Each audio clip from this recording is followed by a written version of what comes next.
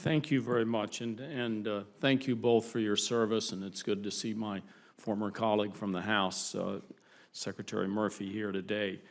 There are tremendous changes occurring in the Army after over a decade of war, and one of the things I'd like to concentrate on is how we are preparing for future conflict. And my biggest concern is that too often today's priorities reflect yesterday's way of doing things and do not adequately reflect the world as it may become.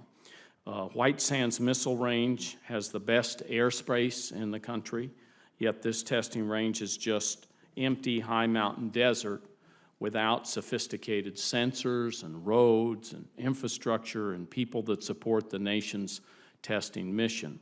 How does this budget support maintenance and revitalization at the base, and will the Army commit to providing funds and a plan of action to revitalize White Sands Missile Range so it can continue to support the modernization and the third offset strategy? Senator, White Sands is a critical national strategic asset, actually, and tremendous amount of testing goes on out there. And of course, as you know, it's adjacent to Fort Bliss. So you've got an absolutely huge piece of ground there, not only to conduct testing, but also training. So White Sands is important, and we're committed to continuing to fund that. With respect to the third offset, the so-called third offset, the idea there is to invest. That's a DoD initiative to invest a significant amount of capabilities in advanced technologies and systems that would prevent any peer or near-peer competitor from matching the capabilities of the United States. White Sands will play a critical role, there's no doubt in my mind, in the development of those systems. Yeah, thank you. It's very good to hear that. And thank you also, General Milley, for mentioning Fort Bliss.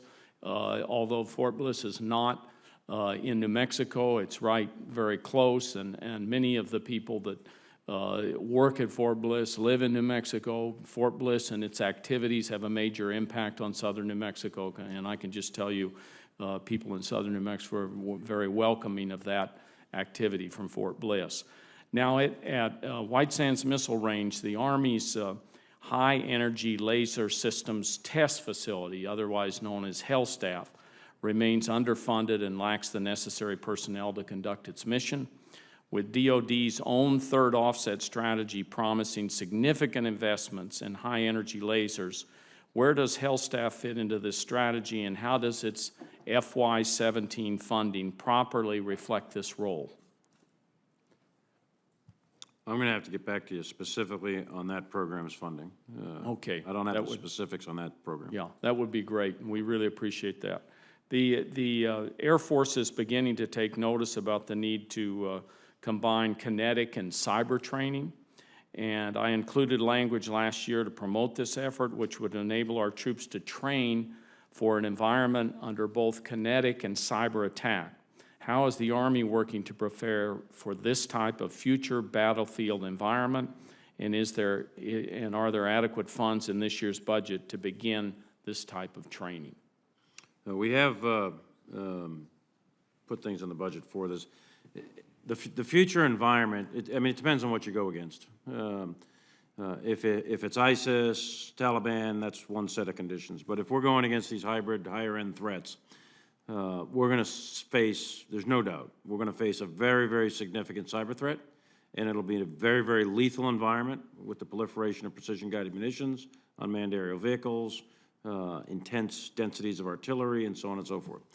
So what we've been fighting for 15 years, IEDs, small arms, machine guns, terrorists, if we were to get engaged with one of these hybrid near-peer competitors, that battlefield calculation will be significantly and fundamentally different. So we are preparing for that, and that's what we're talking about. This whole budget is all about that. This whole budget for the Army is all about increasing readiness to be able to fight in that environment. That's the one that we're concerned about, and we have to be able to do that in a combined arms way. This won't be just light infantry and doing counterinsurgency patrols. This will require high-end combined arms and require joint force. We got to be fully integrated with air and naval capabilities, standoff weapon systems. But importantly, we also have to have, and we have to train to it, increasingly disperse our force and re-aggregate our force rapidly. Because any kind of concentration of force in that type of environment is not going to be long for this world. So we've got to think not only about the weapon systems and the sizes of force, we have to think of the ways in which we are going to operate in that environment. That'll be a fundamentally different operating environment than we've seen in the last 15 years. Great. Time of the senator has Yeah, expired. thank you very much, General, for that response, and I will submit additional questions for the record. Thank you both. Very well.